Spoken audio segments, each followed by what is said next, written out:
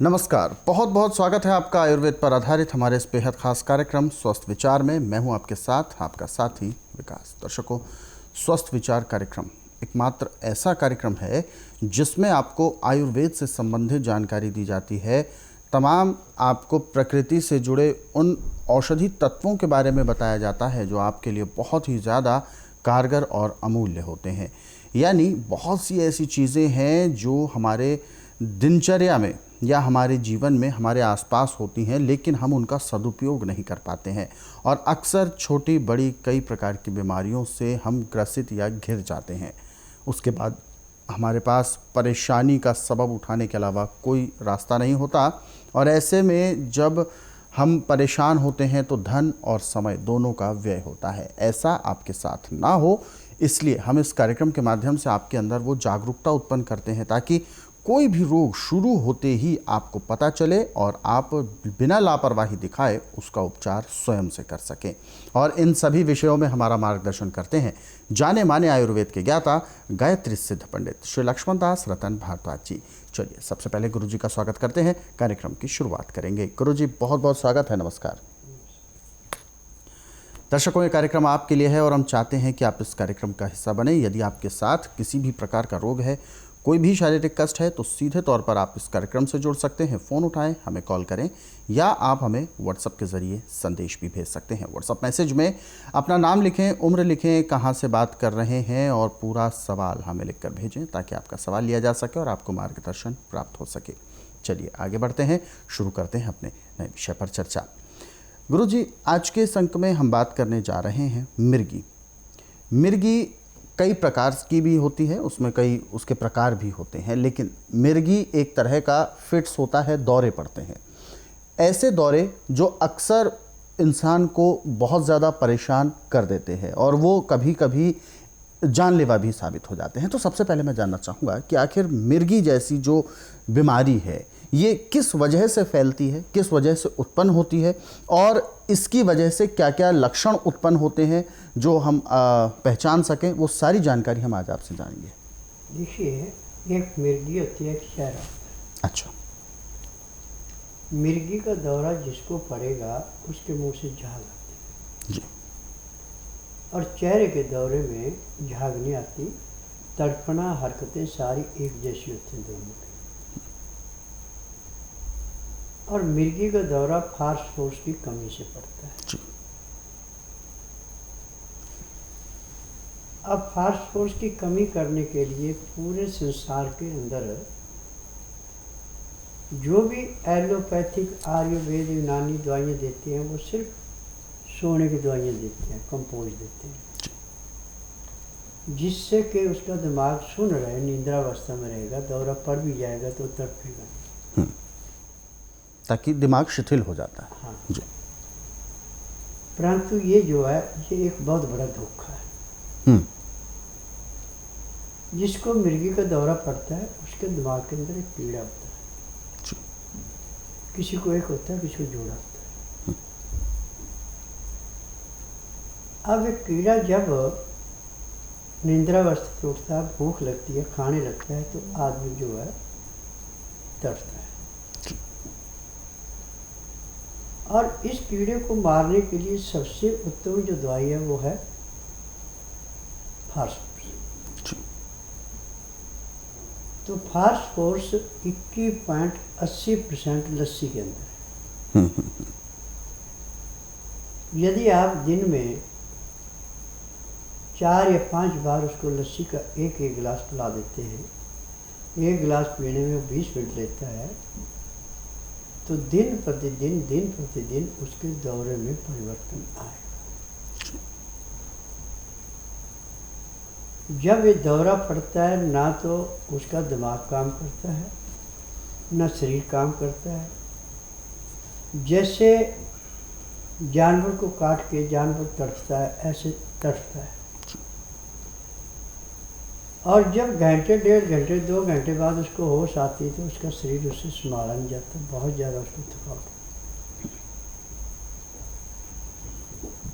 परंतु यदि आप उसको सब चीज़ें छोड़ के गाय के दूध की लस्सी, जिसका मक्खन निकाल रखा है, एक एक गिलास हर 2 घंटे बाद उसको पिलाते हैं।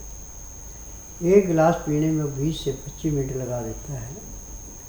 तो उसकी फास्फोरस की कमी जैसे जैसे कम होती जाएगी वैसे वैसे दौरों पे ऑटोमेटिक ब्रेक लग जाएगी। और गाय के या बकरी के दूध की छाछ की विशेषता है कि रोग के कीटाणुओं को भी ऐसे नष्ट करती है जैसे जलती अग्नि पतंगे को नष्ट करती है। तो जब आप उसको लस्सी दे रहे हैं तो उसको मरीज को छींके आना शुरू होंगे। छींके आएंगे तो छींकों में किसी दिन भी वो कीड़ा गिर सकता है बाहर बेहोश अवस्था में। फिर जब उसको बाहर की ऑक्सीजन मिलेगी तो 15-20 मिनट के बाद वो होश में आके जंप लेके फिर किसी भी दोबारा नाक में जा सकता है। और इसका जंप इतना पावरफुल है कि आदमी किसी भी दिशा में बैठा हो फट उसके नाक के अंदर घुसता है। जैसे पक्षी घोंसले में घुसता है ऐसे वो नाक के रास्ते अंदर चल जाता है। अब यदि आप लस्सी 4 या 5 गिलास रोज पी रहे हैं तो कितना भी पुराने से पुराना मिर्गी का दौरा है 3-4 महीने में समाप्त हो जाता है। और मिर्गी के दौरे की एक आदमी की जिसको भी दौरे पड़ते हैं रोगी की ये पोजीशन होती है कि उसको अकेले कहीं नहीं भेजते। बिल्कुल। उसके साथ कोई ना कोई होना चाहिए। और जब भी दौरा पड़ जाए आप उस टाइम तो लस्सी आपके पास है नहीं तो प्याज हमेशा अपने पास रखें। प्याज को तोड़ के उसको नाक से चुवाएं, दौरा खुल जाएगा।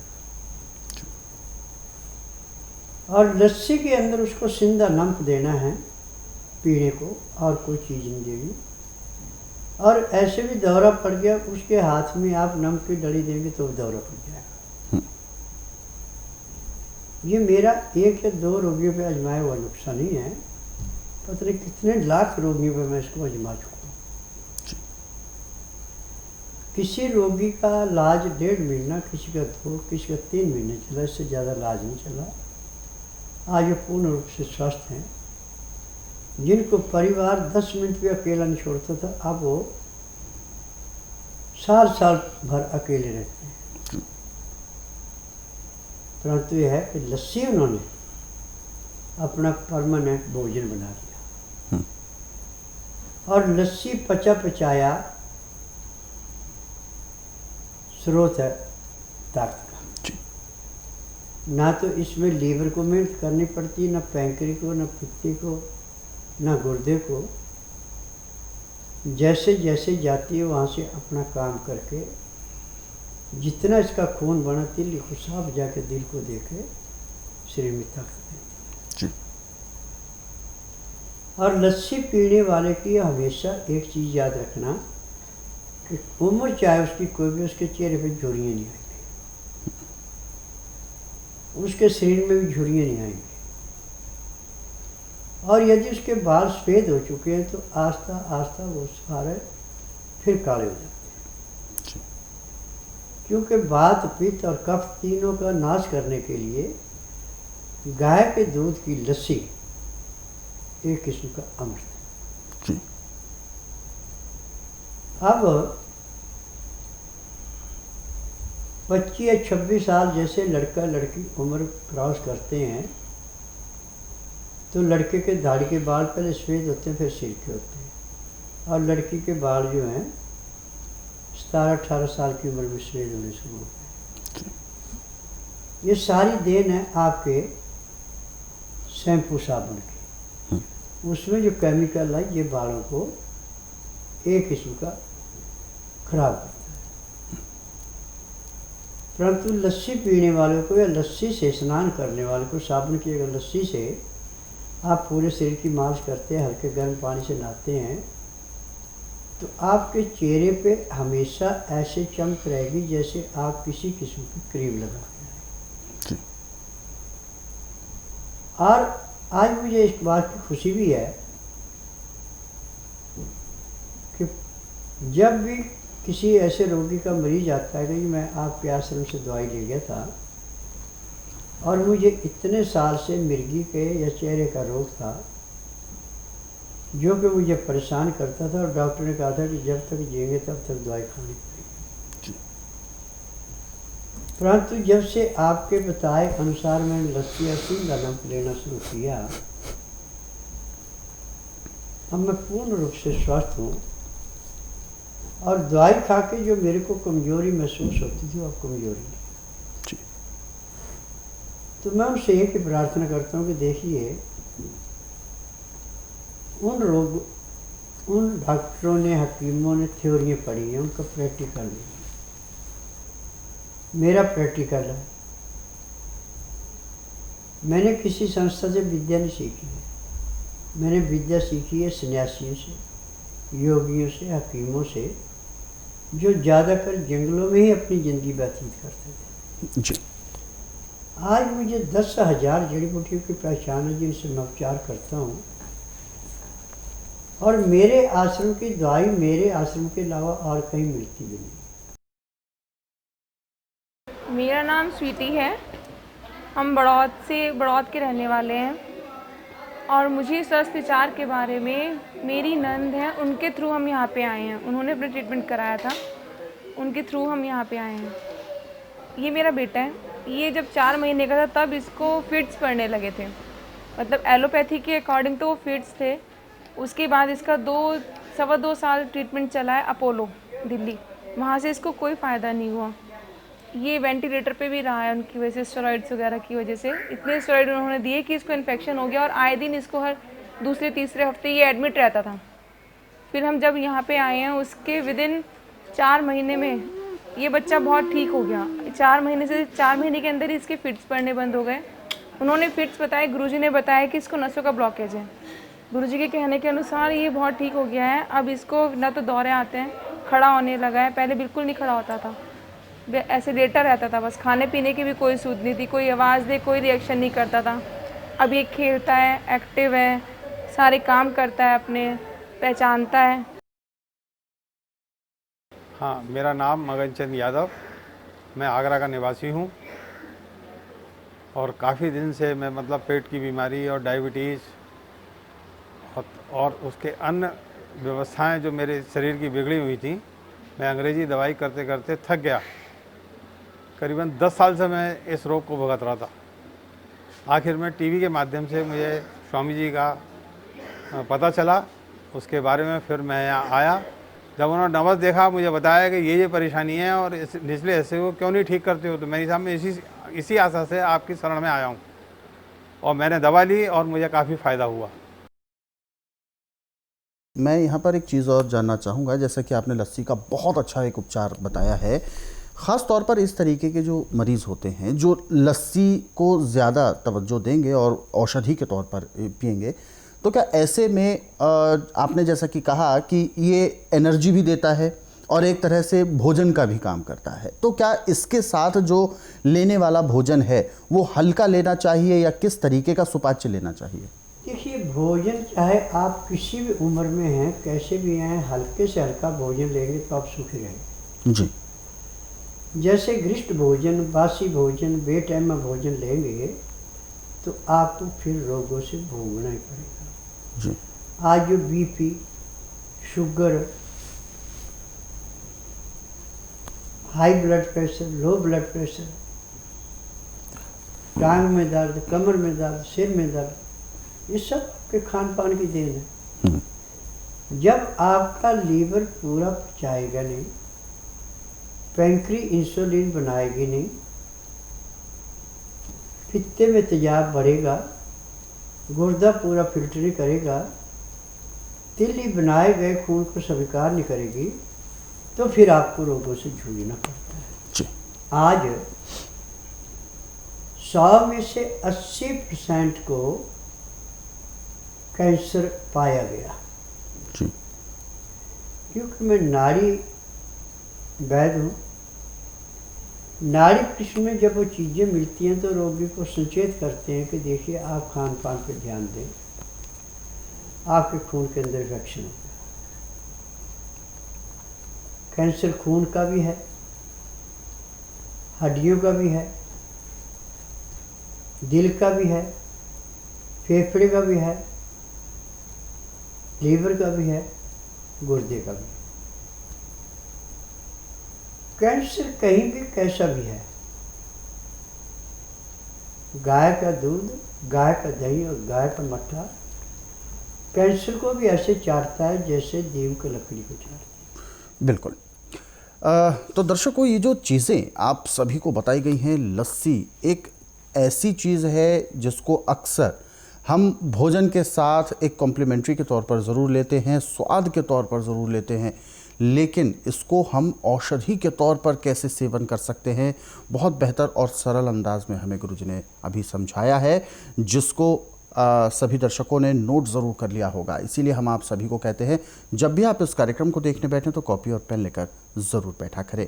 और ऐसे ही नुस्खे तमाम जो अलग अलग रोगों पर आधारित हैं, ऐसे तमाम नुस्खों को आप विशेष तौर पर पढ़ना चाहते हैं, समझना चाहते हैं, तो स्वस्थ विचार पुस्तकों के ज़रिए पढ़ सकते हैं। इन पुस्तकों को आप हेल्पलाइन नंबर्स पर कॉल करके अपने घर पर कोरियर या डाक के माध्यम से मंगवा सकते हैं। इसके लिए आपको कॉल करना है। कॉल करने का समय है सुबह 10 बजे से शाम 5 बजे के बीच में। और यदि आप इस कार्यक्रम से अभी जुड़ना चाहते हैं, किसी भी प्रकार का कोई शारीरिक कष्ट है या कोई जहन में सवाल उठ रहा है, तो आप सीधे तौर पर इस कार्यक्रम से जुड़ें, फ़ोन उठाएँ, हमें कॉल करें। नंबर आपके टीवी स्क्रीन पर है। फिलहाल दर्शक हमारे साथ हैं लाइन पर, आइए उनसे बात करते हैं। हेलो। हेलो जी नमस्कार।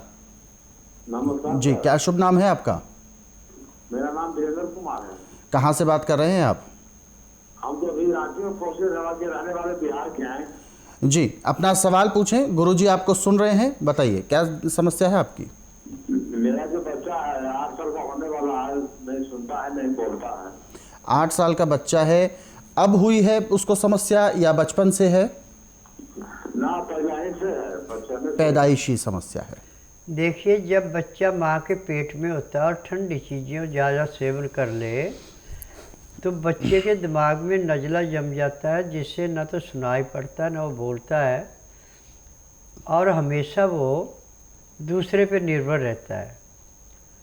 ये बच्चा आपका बिल्कुल नॉर्मल हो जाएगा, परंतु इसमें आपको बुधवार छोड़कर गुरुवार से लेकर मंगलवार के बीच में मेरे आश्रम में लाना है। जिस दिन लाना उस दिन रात्रि 10 बजे तक खिला पिला के दातुर कूड़ा करा के इसको सुला दें। सुबह 9 से 10 के अंदर इसको नामकरण कराना, और 10 से 12 में नाड़ी परीक्षण करूँगा। इसमें पैर के तलुए से सिर के बाल तक की MRI, CT scan, X-ray, ultrasound, ECG, sonography सब कुछ 5 सेकंड में हो जाएगा। फिर उसके बाद दवाइयाँ खाने की हैं, पीने की हैं, मालिश करने के तेल हैं, आँख में, नाक में, कान में डालने की दवाइयाँ हैं। जैसे इसके नाक में, आँख में दवाई डाली जाएगी तो जिस दिन आएंगे उसी दिन बच्चे को कम से कम 5 से 10% परिवर्तन जरूर आएगा। और 15 दिन की दवाई से इसको 30 से 35%, 40% भी आराम आ सकता है। 2-2.5 महीने में बच्चा बिल्कुल पूर्ण रूप से स्वस्थ हो जाएगा।